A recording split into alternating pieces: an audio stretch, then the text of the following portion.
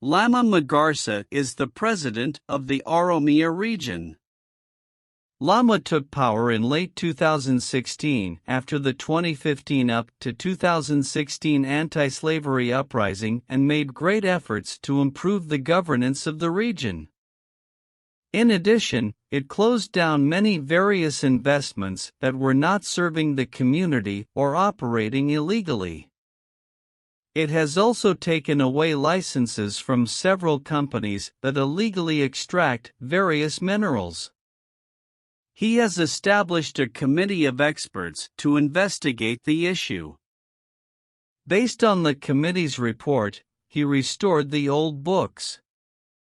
In response to the demands of the Oromo people that the federal police should not be present at the 2017 Irrecha, Lamma said that the security of the 2017 Irrecha will be maintained only by the Oromia and Falit police. Moreover, in Kalanko, when the Agotsi killed people, we don't know why the Agotsi came without the cannon calling. We will bring to justice those who killed people in violation of the law.